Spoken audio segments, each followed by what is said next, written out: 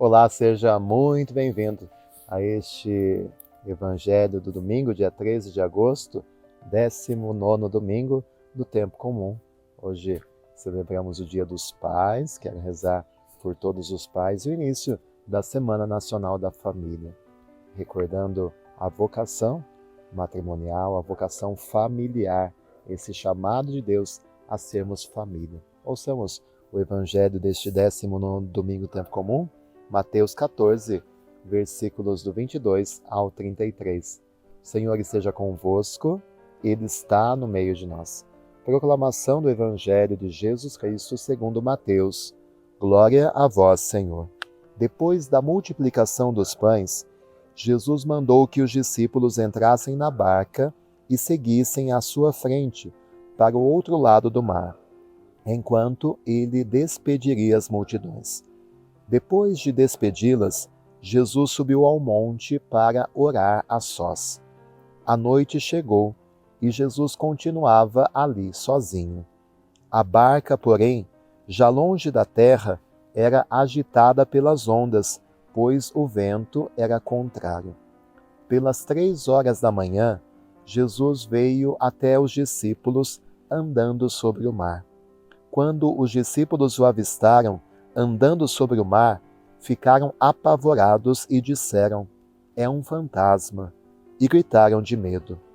Jesus, porém, logo lhes disse: "Coragem, sou eu, não tenhais medo." Então Pedro lhe disse: "Senhor, se és tu, manda-me ir ao teu encontro caminhando sobre a água." E Jesus respondeu: "Vem." Pedro desceu da barca e começou a andar sobre a água, em direção a Jesus. Mas quando sentiu o vento, ficou com medo e, começando a afundar, gritou: "Senhor, salva-me!" Jesus logo estendeu a mão, segurou Pedro e lhe disse: "Homem fraco na fé, por que duvidaste?" Assim que subiram no barco, o vento se acalmou.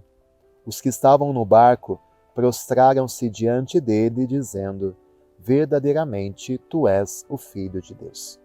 Palavra da salvação, glória a vós, Senhor. E o Evangelho de hoje nos permite fazer uma reflexão muito importante sobre os Evangelhos. Por exemplo, esse episódio da tempestade, de fato, foi um episódio acontecido. Foi um fato que realmente aconteceu. Infelizmente, existem alguns teólogos que tentam tirar o sobrenatural e chegam a dizer que tudo isso foi invenção, que são histórias que foram criadas. Não. Os 4 evangelistas contam o episódio da barca agitada por essa tempestade. Então, nós acreditamos que foi um fato que aconteceu. E a partir desse fato, os primeiros cristãos, os padres da Igreja Antiga, foram criando reflexões teológicas. Ou seja, aconteceu essa tempestade, mas Deus quis falar algo.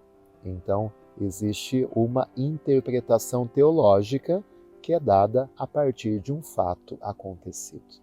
E a interpretação que se dá para esse evangelho de hoje é algo muito bonito, porque os discípulos estão na barca. A barca de Pedro representa a igreja que está no mar, está na busca pela salvação. Mas vem a tempestade, e a tempestade representa todas as dificuldades, os obstáculos que a igreja, ao longo da sua história, teve que atravessar. Os escândalos, as perseguições, tudo que a igreja enfrenta, que tenta destruí-la, são justamente essas ondas agitadas, o vento contrário, porque, na verdade, a presença da Igreja de Cristo incomoda e o mundo quer destruir, por isso vai contra aquilo que a Igreja representa e aquilo que ela ensina.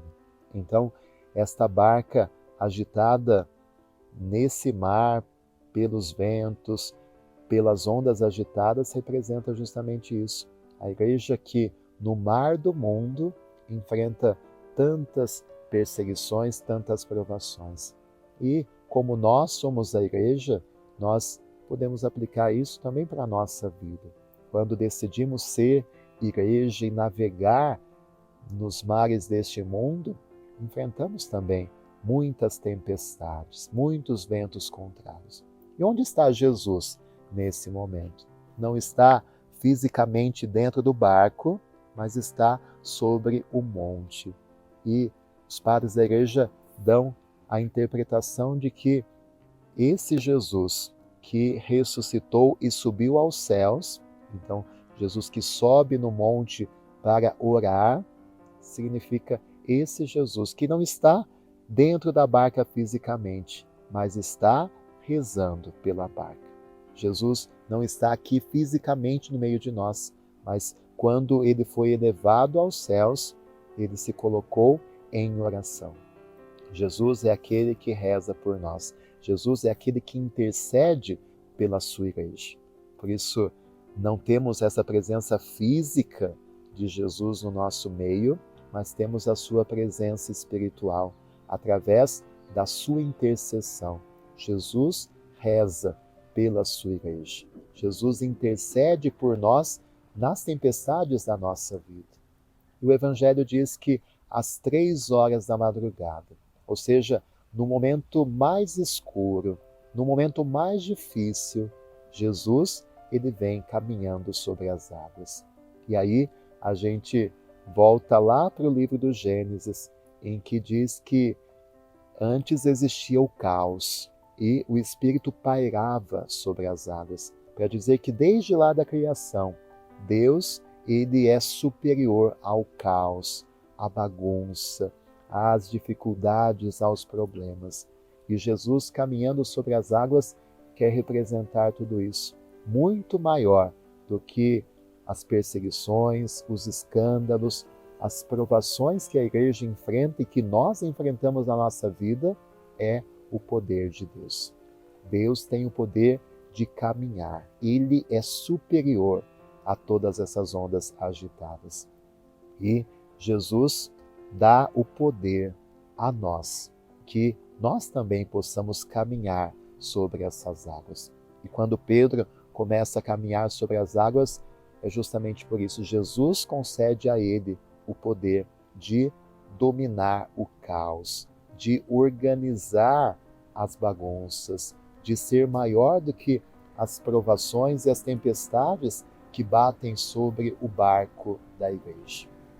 Mas Pedro, ele, em vez de olhar para Jesus, ele sente o vento, olha as ondas agitadas. E aqui a grande lição que esse evangelho nos dá: nas provações, nas dificuldades, o nosso olhar precisa estar fixo em Jesus. Quando olhamos para Ele e não para os problemas, nós continuamos caminhando sobre as águas. Quando deixamos que o medo, as dúvidas nos façam desconfiar de que Ele nos dá o poder de caminhar sobre as águas, aí nós afundamos. Então, de um fato que foi justamente essa tempestade que os discípulos enfrentaram, quantos ensinamentos a reflexão teológica trouxe. Então, não foi uma historinha inventada, mas de fato aconteceu e através daquilo Cristo quis nos ensinar tantas coisas. Então, que nós possamos entender que nós estamos nesse barco que é a igreja e que Ele, o verdadeiro Filho de Deus, no final os discípulos reconhecem que era Jesus, que nós também, sentindo a presença dele nas tempestades da nossa vida, possamos reconhecer: Tu és verdadeiramente o Filho de Deus. Tu és verdadeiramente o nosso Salvador, o único Senhor da nossa vida. O Senhor esteja convosco, Ele está no meio de nós. Que desça sobre você a bênção de Deus Todo-Poderoso, desça sobre todos os pais, sobre as nossas famílias. A bênção de Deus Todo-Poderoso, Pai, Filho, Espírito Santo. Amém. Que nessa Semana Nacional da Família você busque estar em união com a sua família, momentos de oração juntos. Se na sua paróquia tiverem as atividades da Semana da Família, participe com a sua família, viva em família esta semana especial. E que Deus te abençoe.